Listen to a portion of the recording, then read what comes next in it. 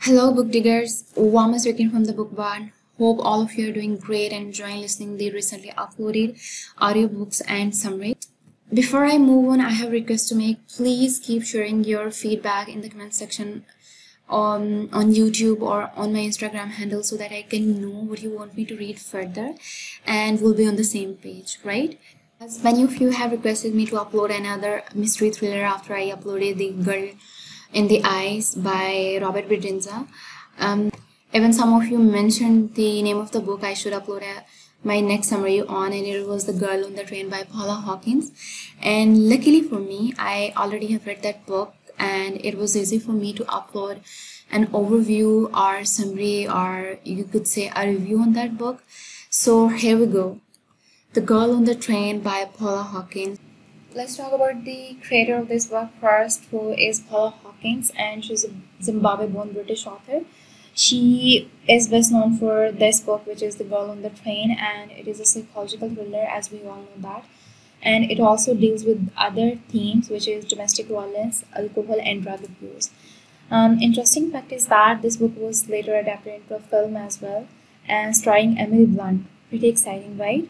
You might wanna watch this movie later. I'll start the summary of this book by mentioning its main character. The first character I'd like to introduce is of a woman named Rachel, and this character was played by Emily Blunt in the movie. The whole movie and book story revolves around the character Rachel, who is lately facing psychological issues and frequently having blackouts. This is because she recently got divorced due to her being infertile. She couldn't cope well with this situation and becomes an alcoholic too. This makes her an unpredictable person, which is obvious looking at her situation. The whole scenario, especially her traumas and distress, put her into serious trouble. And now the question is that will she be able to get herself out from those troubles? We'll get to that later. And then next most important character of this book is Rachel's ex-husband Tom, who is currently happily married with a woman named Anne, and he has a daughter with her. The third most important character of this book is the babysitter of Anne's and Tom's daughter, Megan. And lastly, Megan's husband, Scott, who has an important role in this story too.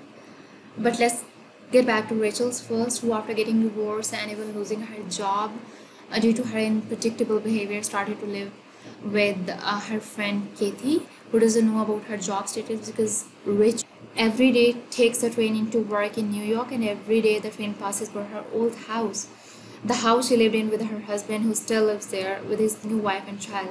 As she attempts to not to focus on her pain, she started watching a couple who lives a few houses down, Megan and Scott Hipple. And Megan coincidentally is a babysitter of Tom and Anne's baby daughter. She creates a wonderful dream life for them in her head about how they have a perfect happy family.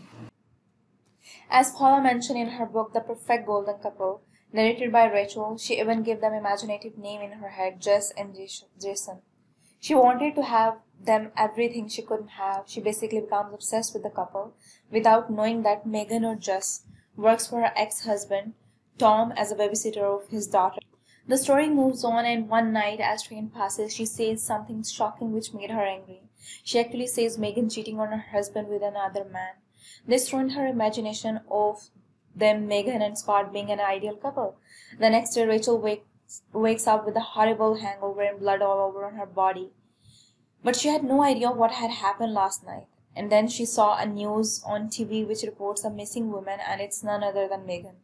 Rachel feels confused about it because she couldn't place her mind of last night whereabouts. She although remember Megan being involved with another man, and she thinks that person or man might have to do something with Megan's being missing. After countless tries, she met Megan's husband Scott and shares what she knows about Megan affair and about man she was involved. Later, she identified that man as a Megan psychologist who gets arrested, but then due to insufficient evidence got released from jail. The police released news of Megan's being dead after a few days, which disturbs Rachel even more. Rachel's world, already profoundly messy and disturbed, shifts even further off the center. She kept thinking about it. Did Megan ran away or got kidnapped? If Megan's psychologist, Abdig, is not the killer, then who it is? Is it Rachel because she got infuriated after seeing Megan with another man? And why does she don't remember the night before the incident when Megan got missing? Why does she was covered in blood when she woke up the next morning? As always, I won't spoil the mystery of this novel, The Girl on the Train, for you by telling you further about the killer. You see, that's the beauty of a mystery thriller, and The Girl on the Train. It gives you an addictive tension and keeps you on your toes. To know more about the killer, you gotta read the book or you can watch the movie as well. And because me telling about the killer won't do enough justice to this book. Now, what are you waiting for? Go read or watch this mystery thriller by Paula Hawkins. And don't forget to subscribe my channel if you already haven't. Thank you.